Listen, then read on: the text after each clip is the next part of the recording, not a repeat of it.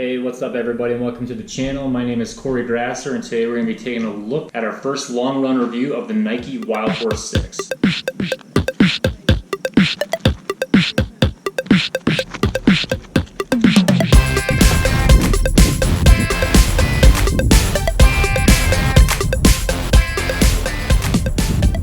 So today I basically went on one of my long runs regularly at North Table Mountain up in Golden. Pretty much chose this location because there's a lot of different elevation gains. You got ups, downs, long single track, you got narrow paths, you got a lot of slick rock. So that'd be a perfect area to go and test out the ride for the first time. So I just want to say right off the bat, you can definitely tell it's a stylish shoe. Definitely got a lot more lug depth than most. The colors are great, but I honestly think that they didn't go too aggressive in looks, even though when you walk into a running store, you're pretty much going to notice this thing right off the bat just from the yellow heel and then that baby blue front toe box right there, and also that gator heel to toe drop. You got 30 in the heel, 22 in the front. It's great for those high elevation gains as far as like when you're first starting off and you're going up a hill descent. It's also great honestly in just long efforts on a single track. I felt like this shoe was super light and that the length of it alone was a lot better than a lot of the other shoes that I've been running with as far as trail running wise. When I was running over a lot of obstacles, I felt like the shoe was great at, I didn't have to step over anything too much. Like when you first look at the shoe, you can see the lug depth, so that 8mm lug depth,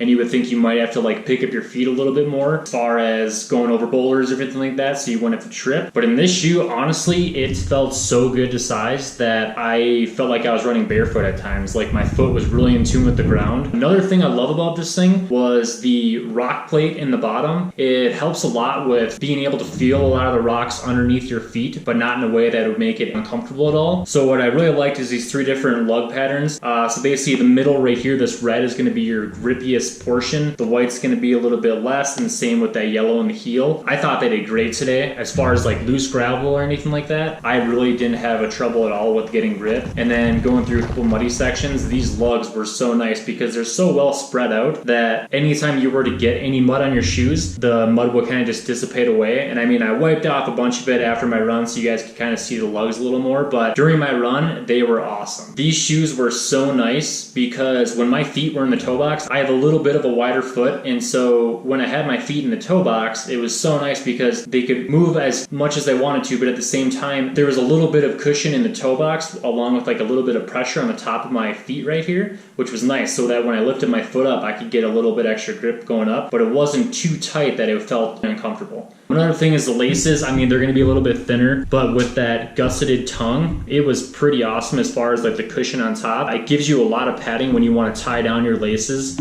but not feel the laces on top of your foot like a lot of other shoes. I actually kept the laces only on one lock as far as when I tied them. I didn't double lace them at all because I wanted to see how much the shoe actually loosened up during my run. And that over like a 5-mile period, I mean, you could feel it at the end of that 5 miles, like loosen up a little bit, but it wasn't even anything that you needed to tie down the shoe harder on. It just felt like the shoe was kind of loosening up. I mean, obviously this is still my first long run, so the shoe's got to adapt to my foot a little bit, but overall it was great. The next thing coming up, that gator. I mean, I thought this thing was actually going to get in the way most of the time, but the few small rocks that actually got chipped up towards me, there was nothing that went in my shoe. In trail running in Colorado, I noticed that it's so dry and there's a lot of loose rock and you'll get a lot of stuff in your shoes. These ones didn't have any problem with keeping stuff out, so I love that. And also there's a good comfort fit too because the inside is more of like a smooth silk feel, so it was really nice going down against your heel. That big rock plate in the back, this whole yellow piece, it was awesome for going downhill because I had so much extra cushion. So I mean, overall the ride was amazing in this thing. So I'm definitely going to be using this shoe a lot more in the future. I think it's light enough to where I can do a lot of my speed work. I don't think I'm going to be taking it up to like 14ers or 14,000 foot peaks. I know a lot of people in Colorado love to go out there and trail run as much as I do, but I just feel like the grip on the bottom of these shoes, as much as the lugs are great, I just don't think they're going to be doing very well as far as like really technical rock or like slick areas. You probably could get away with it, but honestly I would go for more of like a Torrent 2, a Hoka, or even the Hoka Speedgoat as far as getting grip on those 14er runs. This thing, honestly, I would wear this anywhere. I mean, just walking my dog this morning in these things, it felt so light and comfortable, and I didn't feel that high off the ground compared to like when I wear the Hoka shoes. So yeah, that's just my review for the Wildhorse 6. Make sure to like, subscribe, and share this page if you can, and tune in for more reviews coming up in the future. Thanks again.